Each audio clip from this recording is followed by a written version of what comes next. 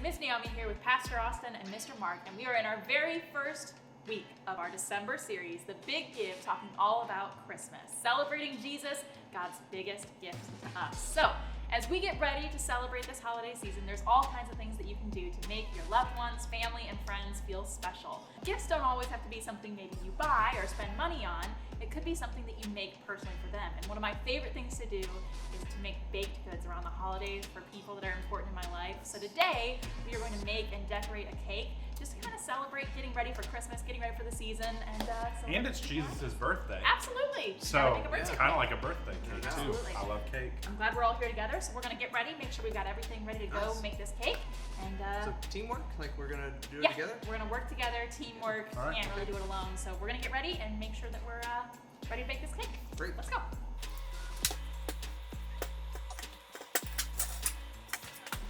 Okay. Oh.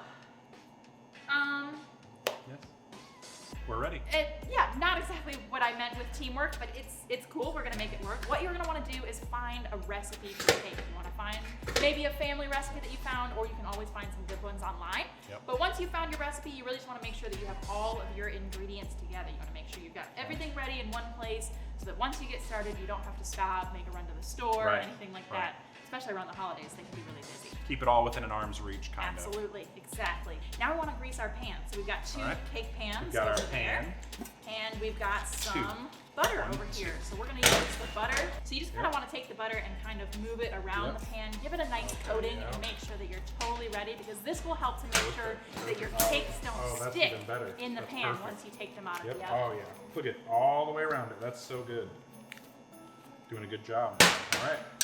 Next up, we are going to add our flour, our baking powder, and what about the vanilla? Any sugar?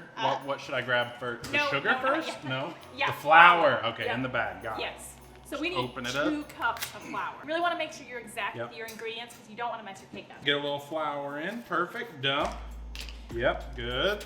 2 cups. Now, are we doing this in the mixing bowl or the baking pan? Because I was not clear about that when we started. The mixing bowl, please. Okay.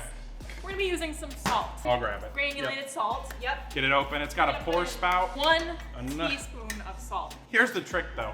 If you use the same measuring cup for everything, it's way less dishes at the end. That's true. You just kind of sprinkle it in and do it based on how it and then you looks and how saved it water feels. with your dishes, watch. too. A little Salt Bay. Look at that. That's pretty impressive. Now that we've got all of these together, it looks like we're going to have to beat the shortening and the sugar together.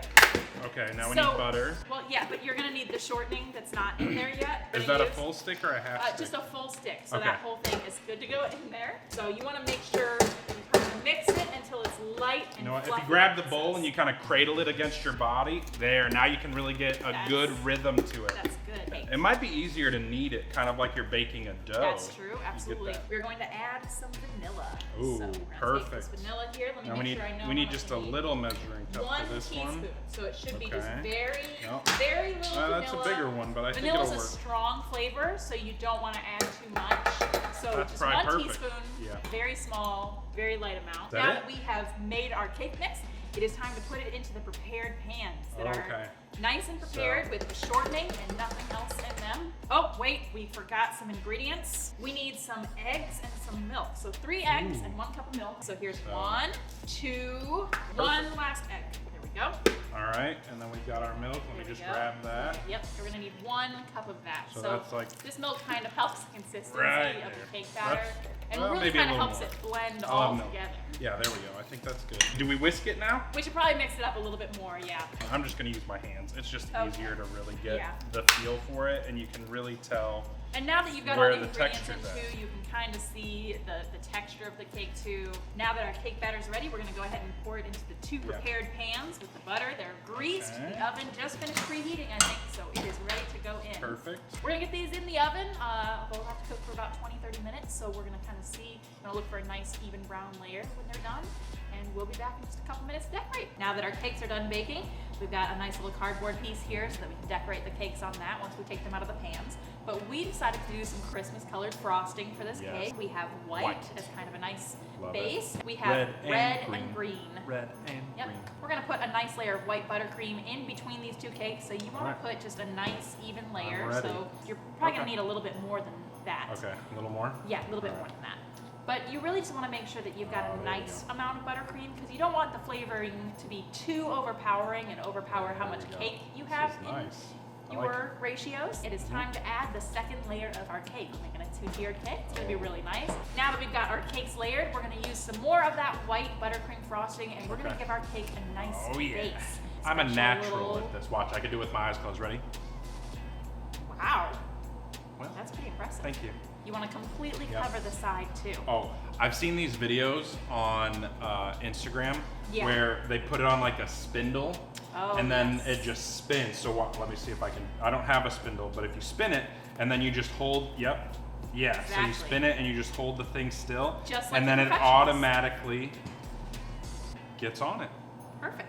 Here's the fun part. We get to decorate it with this green and red buttercream. So instead of just putting it onto the cake with the spatula that we used before, we're going to put this into piping bags, big Ziploc bags, and we're going to use it to just pipe little smaller decorations and accents onto the cake. So now that you've got it into your bag, you're going to want to take some scissors. You might need an adult's help with this part, but you're going to want to take some scissors. I am an adult. Okay, well I'm saying if they want to decorate. Oh, okay. Got it.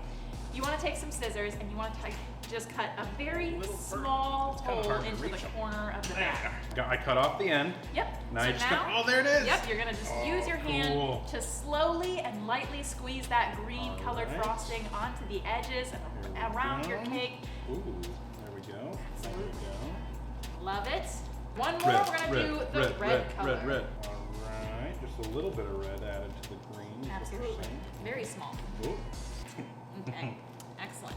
And if you ever need more of any kind of frosting, there's always more extra in the tub, so you can keep that extra around.